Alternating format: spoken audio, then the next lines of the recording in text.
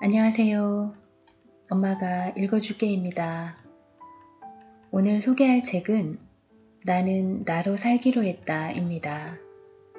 글, 그림, 김수연, 펴낸 곳, 마음의 숲입니다. 저는 이 책을 몇 년 전에 우리 큰아이 덕에 읽었는데 다시 꺼내 읽어보니 또 새롭네요. 우리 큰아이가 방에 들어가더니 나오질 않는 거예요. 뭐 하나 했더니 이 책을 읽고 있었어요. 우리 아이가 좋아하는 책이라 저도 호기심이 생겨 책을 펼쳐보았는데요. 맨 처음 눈에 들어온 건 그림이었어요.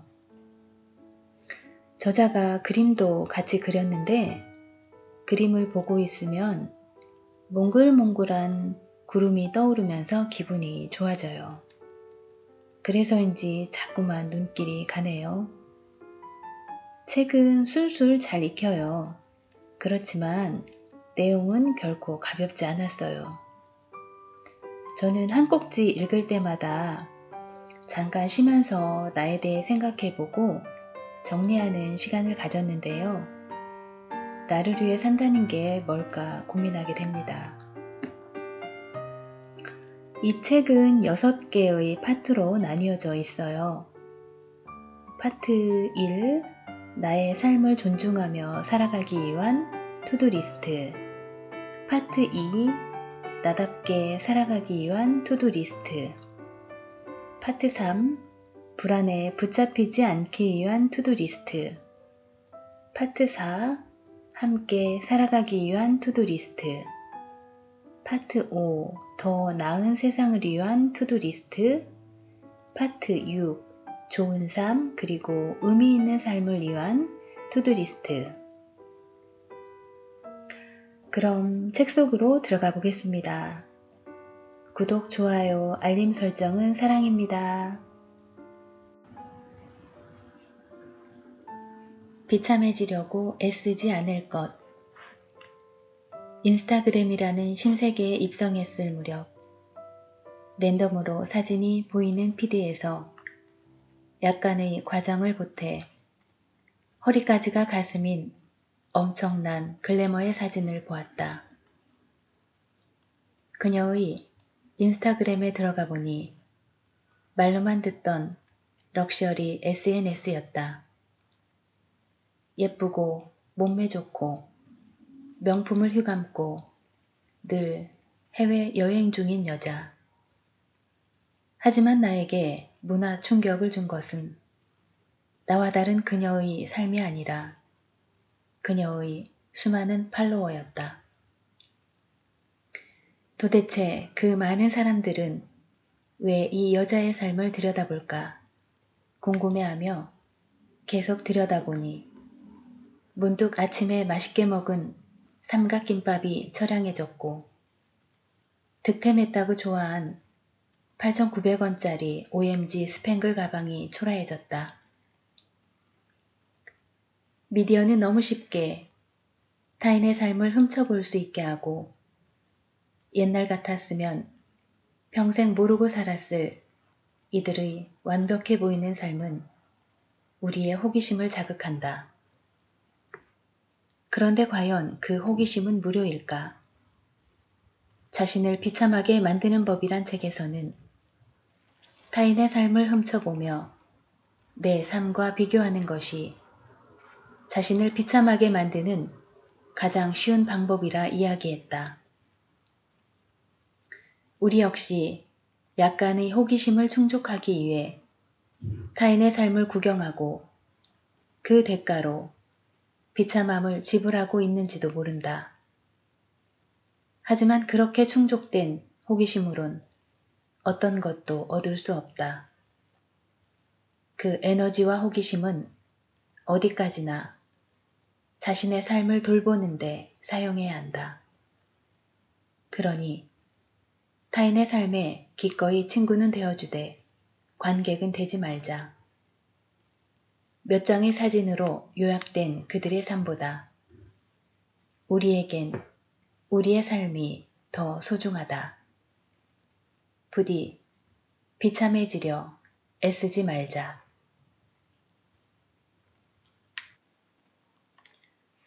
누구의 삶도 완벽하지 않음을 기억할 것. 중학교 3학년 때 같은 반 남자애가 나에게 "내가 힘들 일이 뭐가 있겠냐?" 라고 말한 적이 있다. 추측하자면 나는 반에서 잘 떠들고 괄괄한 타입이었는데 조용했던 그 아이는 내가 부러웠던 것 같다. 하지만 당시 중증의 중3병을 앓고 있던 나는 부모님과의 갈등에 괴로워하고 있었다. 대신 난 다른 친구를 부러워했는데 그 친구야말로 힘들 일이 없어 보였다. 예뻤고 다들 그녀에게 잘 보이고 싶어 했다. 그런데 몇 년 후 친해진 그녀는 내게 중3 때가 가장 힘들었다며 선생님들의 차별과 편견에 죽고 싶었다는 이야기를 했다. 신기한 일이다. 그 남자애도 틀렸고 나도 틀렸다. 우리는 자신에게 결핍된 부분을 가진 누군가를 볼 때 그 사람의 인생은 완벽하다고 느낀다. 하지만 과연 우리는 타인에 대해 얼마나 알고 있을까? 박연선 작가의 드라마 청춘시대의 마지막 회에선 한 달간 중국으로 떠나는 진명을 보며 공항 직원들은 "부럽다. 너도 부모 잘 만나서 태어나." 라며 서로 속닥거린다. 하지만 사실 진명은 6년 동안 식물인간으로 지냈던 동생이 죽은 후 전 재산 170만 원을 털어 무작정 떠나는 상황이었다. 우리는 겉으로 드러난 모습만 보며 타인의 삶의 무게를 짐작하지만 타인의 눈에 비친 우리의 모습이 전부가 아니듯 우리의 눈에 비친 타인의 모습도 전부가 아니다. 우리는 각기 다른 상처와 결핍을 가졌으며 손상되지 않은 삶은 없다. 그렇기에 당신이 알아야 할 분명한 진실은 사실 누구의 삶도 그리 완벽하지는 않다는 것. 때론 그 사실이 위로가 될 것이다. 친구가 갑자기 카톡으로 "넌 항상 열심히 사는 것 같아. 늘 자극받는다." 라고 보내왔다. 난 그냥 엎드려서 쇼핑몰 배송 조회를 하고 있었는데 더 이상 삶의 질문을 유예하지 않을 것. 혹독한 경쟁 속에서 우리는 일단 공부하고, 일단 대학에 가고, 일단 좋은 스펙을 다지고, 일단 돈을 번다. 그렇게 아침부터 밤까지, 봄부터 겨울까지 해야 할 일에 쫓기며 어른이 됐다. 그러던 어느 날 문득 이런 이야기를 한다. 내가 좋아하는 일이 뭔지 모르겠어요. 그런 그들에게 되묻고 싶은 질문은 좋아서 해본 일이 있나요? 아이의 정체성과 자존감을 관찰하는 한 방송 프로그램에 주변 사람들을 잘 돕는 소위 착한 아이가 나왔다. 제작진은 아이에게 하고 싶은 일을 물었는데 아이는 엄마 심부름하기, 아빠 세차 돕기 같은 걸 답했다. 이에 남을 위한 것이 아닌 진짜 내가 좋아하는 것은 무엇인지 묻자 아이는 답하기 어려워했다. 오랫동안 하고 싶은 일이 아닌 해야 하는 일들에 매몰되어 자신의 욕구를 억눌러온 사람은 자신이 무엇을 좋아하는지, 무엇을 원하는지 자신에 대한 감각을 잃게 된다. 자신이 원하는 삶은 영원히 발견되지 않은 채 미지의 영역으로 남게 되는 것이다. 만약 이를 원치 않는다면 해야 하는 일이 아닌 자신이 좋아하는 일과 자신의 감각을 되찾아야 한다. 이제 유예했던 삶의 질문들에 답해야 할 순간이다. 개인의 취향을 갖출 것. 예전 남자친구는 아트센터에서 하는 공연 티켓을 정기적으로 구매해 관람하길 좋아했다. 대부분 해외에서 초청된 공연으로 현대무용이나 행위예술 같은 공연이 많았는데 그는 여자친구인 내가 함께 가길 원했다. 하지만 나는 몇 번을 가도 플라멩코 공연을 제외하곤 재미가 없었다. 팸플릿을 읽어봐도 무슨 의미인지 이해가 안 됐고 비싼 공연이라 해도 집에서 책을 읽는 편이 내겐 더 좋은 문화생활이었다. 그래서 내 취향이 아닌 것 같으니 이제 다른 사람과 가라고 했다. 이건 예술 공연의 가치를 폄하하겠다는 뜻이 아니다. 누군가는 현대무용을 보며 감탄하고 누군가는 원피스 피규어를 보며 감탄하고 누군가는 HBO의 왕자의 게임을 보며 감탄한다. 어떤 이들은 취향의 고하를 나누고 같은 취향을 강요하는 실수를 저지르지만 취향의 차이는 우열의 증거가 아니며 강요할 수 있는 영역도 아니다. 삶을 풍요롭게 하기 위해서는 자신의 취향을 찾아야 한다. 그리고 이를 위해선 자기 감각에 솔직해져야 한다. 타인의 평가나 시선에 강요받거나 SNS에 인증하기 좋은 것을 쫓아다녀서도 안 된다. 자신의 취향을 깊이 느끼기 위해 안목을 키우는 노력도 필요하지만 취향 자체는 개발하는 것이 아니라 느끼는 것이다. 나는 공연보다는 전시가 좋고 슬픈 영화보다는 유쾌한 오락 영화가 좋고 스테이크와 와인의 조합보다는 돼지갈비와 비냉의 조합이 좋다. 우리 각자에게 필요한 건 자기속에서 치밀한에 적어낼 그럴듯한 취향이 아니라 나 자신을 위한 개인의 취향일 뿐이다. 삶의 멋과 낭만은 그곳에 있다.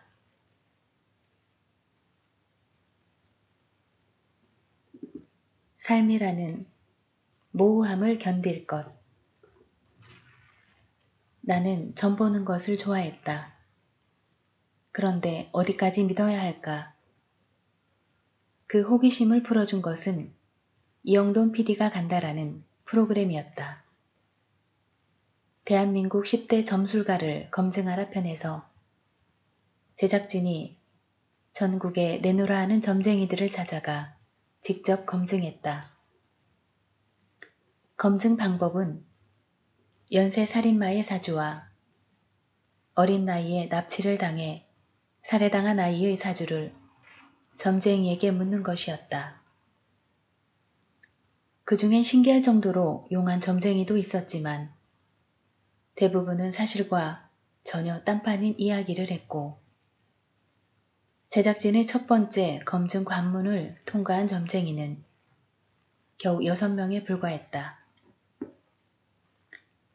그나마도 2차 관문에서는 2명밖에 통과하지 못했고 끝판왕이던 점쟁이조차도 자신의 점괘를 100% 확신하지는 않았다. 1000만 원이 넘는 복비를 들였으니 적어도 100명이 넘는 점쟁이를 만났을 텐데 딱 들어맞는 점괘는 고작 몇 개에 불과했던 거다. 결국 점이라는 건 홍삼가루가 5% 첨가된 홍삼 캔디처럼 약간의 진실이 함유된 추측일 뿐이다.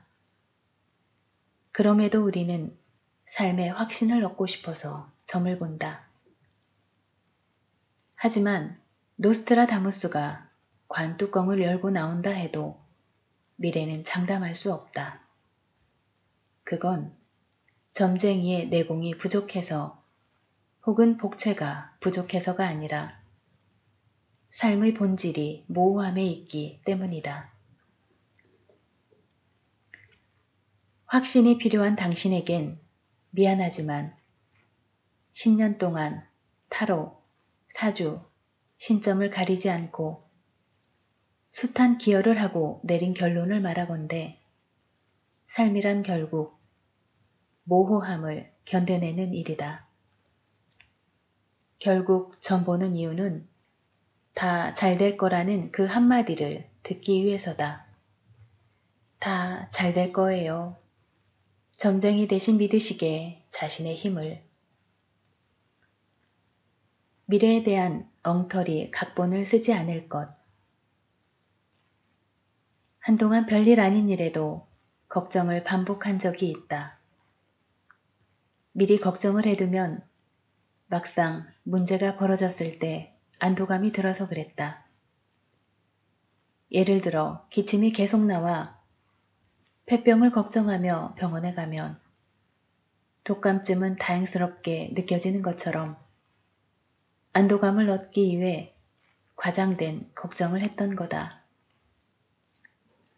그런데 마음이라는 건 신기하게도 중간 과정 없이 반복돼서 나중에는 기침만 해도 폐병에 걸린 듯 벌벌 떨게 된다. 그렇게 지나치게 왜곡된 걱정은 습관이 되고 최악의 상황을 홀로 리허설하며 탈진하게 된다. 그런데 일어나지 않은 일을 앞서 걱정하는 건 전쟁이 일어날까 두려워 땅굴에서 살거나 혹시나 하는 마음에 당장 쓰지 않을 물건을 대량 구매해 놓는 것과 같다. 삶의 낭비이자 비합리적인 일이다. 그럼 어떻게 해야 이 낭비를 줄일 수 있을까? 걱정은 대체로 비합리적이고 지나치게 부정적인 생각에서 촉발된다. 그렇기에 과장된 걱정에서 벗어나는 방법은 막장 드라마급의 개연성을 가진 왜곡된 생각을 바로잡는 것에서 시작한다. 당신의 걱정을 들여다보자. 일어날 확률이 낮은 최악의 경우를 떠올리고 있지는 않은가? 겨우 기침을 단서로 폐병을 염려하고 있지는 않은가? 그 날조된 미래에 붙잡혀 지금을 망치지 말자. 당신의 괴로움은 당신이 쓴 엉터리 각본 때문이다.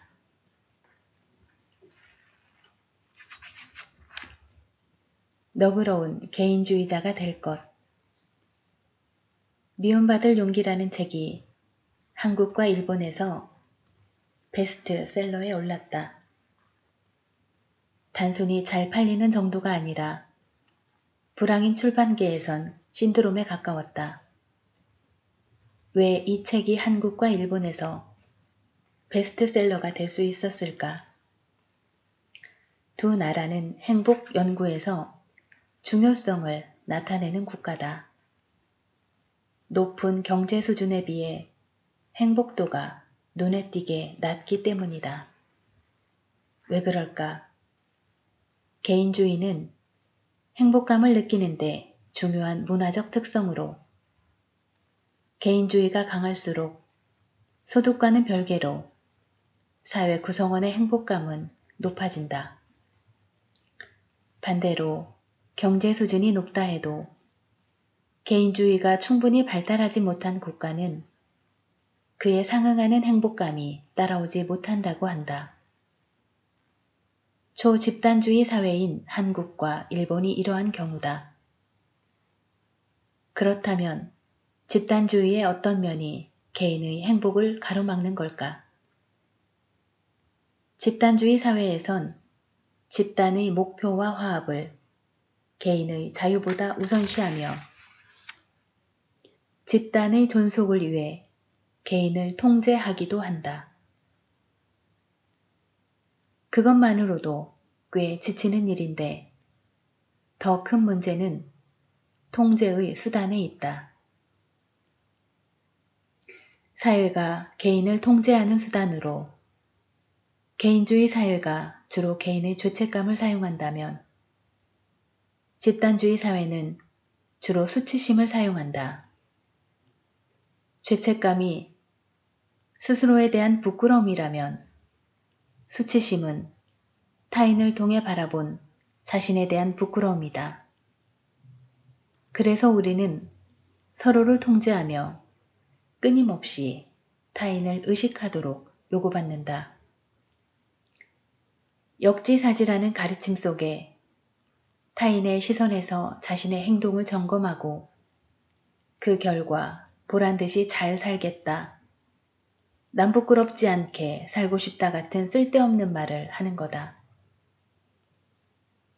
이 과도한 타인의식은 마음에 CCTV를 설치하는 일이라서 누군가 나를 지켜보고 있다는 생각에 우리는 긴장되고 불안하다. 그렇기에 한국과 일본에서 미움받을 용기라는 책이 신드롬에 가깝게 팔려나갔다는 건 그만큼 타인의 시선을 두려워하며 살아간다는 방증이자 집단주의에 살고 있는 우리의 피로도를 보여준 것이다. 우리가 집단주의 사회가 된 이유는 공동노동이 필요했던 농경사회의 영향을 받았다는 추론이 지배적이다. 하지만 이젠 다 같이 모여서 벼농사를 짓고 살 것도 아니지 않나. 우리에게 미움받을 용기보다 필요한 건 너그러운 개인주의다. 무조건 물 건너온 서양 것이 좋다는 게 아니라 지금의 집단주의 문화는 득보다 실이 많기 때문이다. 게다가 연구에 따르면 개인주의는 반사회적 행동에 가까울 거란 통념과는 다르게 친절함과 관대함, 사회적 협동과 연결되어 있다. 있는 그대로의 서로를 존중하기에 더욱 따뜻한 관계가 맺어질 수 있는 것이다. 지금 우리에겐 두 가지 변화가 필요하다. 하나는 타인의 삶을 지나치게 관심 두고 참견하지 않는 것인데 이건 일종의 감수성을 키우는 문제다. 그리고 다른 하나는 타인의 반응에 지나치게 예민해지지 않는 것이다. 각자의 삶의 방식과 가치관을 인정하며 함께 살아가는 법을 배우자. 나 역시 완벽하지 않지만 노력하고 있다. 나와 당신이 조금 더 행복하기 위하여 나에게도 타인에게도 해자스러움을.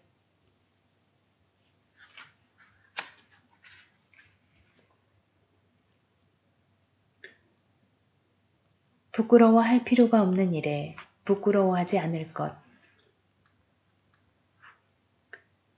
엄마는 어릴 때 심한 열병을 앓은 뒤 구안화사 후유증을 얻게 되었다. 하지만 어린 시절 나는 단 한 번도 엄마 얼굴이 이상하다고 느끼지 못했다.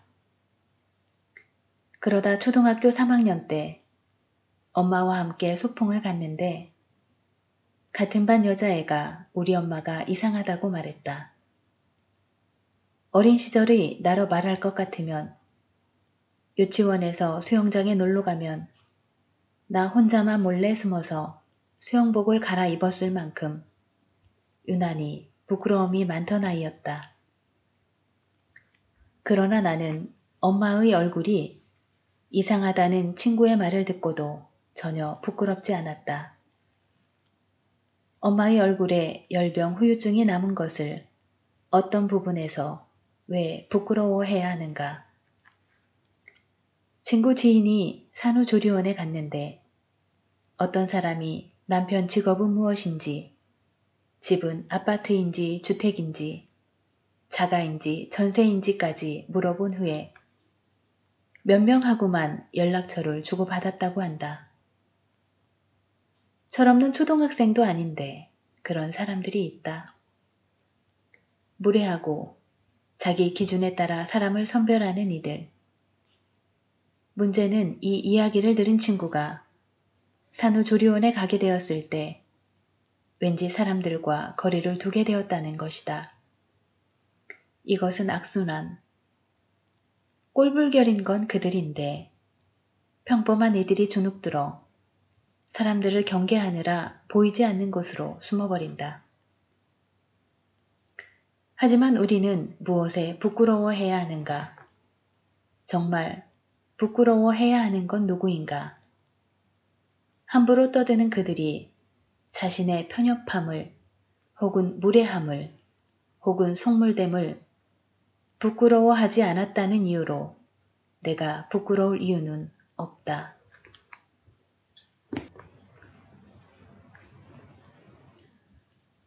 스스로를 비난하지 말 것. 한 예능 프로그램에서 방청객을 인터뷰하는데 청소년인 아들이 엄마에게 엄마, 내가 나중에 벤츠 사줄게 라는 말을 했다. 그 말에 엄마는 아들을 흐뭇하게 바라봤다. 물론 기특한 마음이다. 그런데 나는 좀 이상한 사람인지 어딘가 씁쓸했다. 미안한 이야기지만 그 아이는 엄마에게 벤츠를 사주지 못할 가능성이 크기 때문이다. 그 아이가 부족해서가 아니라 정말 특수한 경우가 아닌 이상 그렇다는 거다. 탯줄을 끊는 순간 돈줄이 연결된다는 말처럼 아이가 태어나는 순간부터 부모는 자식에게 많은 양육비를 쓴다. 치열한 경쟁을 뚫기 위해 높은 교육비도 부담한다. 대학에 가면 수천만 원의 등록금을 내야 하고 자취라도 했다간 집세와 생활비로 매달 몇십만 원씩 부담해야 한다. 물론 형편에 따라 차이는 있겠지만 자식들은 사회에 발을 내딛기 전까지 부모에게 엄청난 빚을 지는 것이다. 그래서 커서 벤츠를 사주겠다는 이야기를 한다. 부모님의 등골 브레이커가 됐으니 벤츠 정도는 사줘야 이 빚을 갚을 수 있을 것 같아서. 그런데 문제는 빚을 갚는 게 쉽지 않은 데 있다. 취업이 어렵다. 사회 진출이 자꾸 유예된다. 5%만이 대기업, 공사 등 안정적인 직장을 잡고 그래도 벤츠는 못 사들인다. 대다수의 경우 취업을 해도 월급은 빠듯하다. 그 월급을 가지고 결혼이라도 해서 신혼집을 장만할라 치면 은행에 빚을 지거나 부모님에게 또다시 손을 벌려야 한다. 그 후 자식을 낳으면 나의 부모가 그랬듯 높은 교육비와 양육비를 지불해야 하니 이 사이클론은 부모님께 벤츠를 사줄 날은 오지 않는다. 이 과정에서 우리는 어떤 잘못도 하지 않았다. 그럼에도 우리는 존재한다는 이유로, 평범한 삶을 산다는 이유로 얼마나 많은 경제적, 정서적 빚을 안고 살아가야 하는가. 진짜 문제는 높은 양육비와 교육비, 등록금, 주거비, 그리고 이를 감당할 질 좋은 일자리의 부족이지 우리들의 일방적 잘못이 아니다. 사회의 발을 내딛기도 전에 빚을 잔뜩 안기는 사회, 그리고 그 빚을 갚을 방법은 내놓지 않는 사회에서 개인은 자신의 부족함을 탓하며 죄책감에 부채감에 시달린다.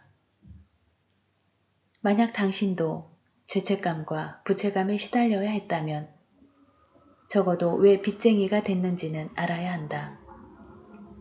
그 사실이 빚을 탕감해주지는 않더라도 적어도 스스로를 비난해서는 안 된다. 우리가 잘못 산 게 아니다. 행복을 삶의 목적이라 부르지 않을 것. 따지고 보면 문제의 시작은 아리스토텔레스였다. 아리스토텔레스가 삶의 목표를 행복이라 규정한 이후로 사람들은 행복이라는 감정의 유토피아를 삶의 목적이라 믿게 되었다. 하지만 사람은 행복하려고 태어난 낭만적 존재는 아니다. 인간의 원시적인 감정은 기쁨, 분노, 혐오, 공포, 슬픔, 놀람, 이렇게 6가지인데 인간이 행복하려고 지구에 왔다면 긍정적인 감정을 딸랑 한 가지만 세팅해 놓았을 리 없다. 삶의 목적이 행복이라는 생각 자체가 대단히 큰 착각인 거다. 그런데 삶의 목적을 행복으로 규정하고 완전 무결하게 행복한 삶이 존재하는 듯 떠들자 행복하지 않은 사람들은 실패자가 된 기분이다. 그래서 사람들은 우울함을 감추기 위해 애쓰고 슬픔은 어떻게 해서든 억눌려야 한다고 생각한다. 하지만 삶의 우울함과 슬픔이 있는 것은 자연스러운 일 아닌가. 베르사유 궁전을 아름답게만 두고 싶어서 화장실을 없앴다 해도 산다는 건 궁전 구석에서 몰래 똥도 누고 때론 남이 싼 똥도 밟고 사는 것이다. 그러니 가끔은 슬퍼도 우울해도 된다. 그 시간이 없다면 행복이 무엇인지 우리가 어떻게 알 수 있겠는가? 물론 우리는 행복을 위해 노력해야 하고 나 역시 당신의 행복을 빈다. 하지만 몇 번을 묻는다 해도 삶의 목적은 언제나 삶 그 자체일 뿐이다. 10번 중에 6, 7번 행복한 사람은 행복한 사람이다. 하지만 10번 중에 10번 행복하려 한다면 그건 강박증이다.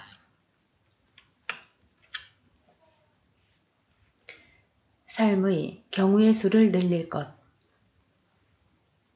영화 올드보이에서 오대수는 15년 동안 독방에 갇혀 군만두만 먹는다. 우지는 왜 그랬을까? 대수에게 인형 누나를 붙이게 했을 수도 있고 가끔은 물만두를 줬을 수도 있는데 말이다. 그런데 예전에 누군가 이런 이야기를 했다. 햄스터가 쳇바퀴 속에서 긴 시간을 살아간다 해도 매일 같은 패턴과 같은 풍경 속에 살아왔다면 그 시간을 느낄 수 있겠느냐고. 한 가지의 패턴과 한 가지의 풍경으로 압축된 과거는 그저 한순간으로 지나갈 테다. 그러니까 우진이 오대수를 같은 풍경, 같은 패턴 속에 가둔 건 그에게서 15년이라는 시간까지 빼앗고 싶어서가 아닐까. 피천득은 장수라는 글에서 기계와 같이 하루하루를 살아온 사람은 팔순을 살았다 하더라도 단명한 사람이라고 말했다. 매일 비슷한 패턴 속에서 살아간다는 것은 삶의 무수한 가능성과 다양성을 압축해버리는 일이고 자신의 삶을 잃어버리는 일이다.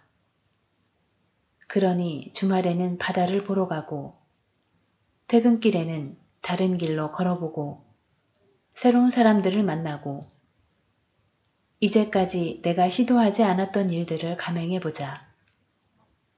자신에 대한 고정관념에서 벗어나 스스로에게 예측할 수 없는 내가 되어보는 것.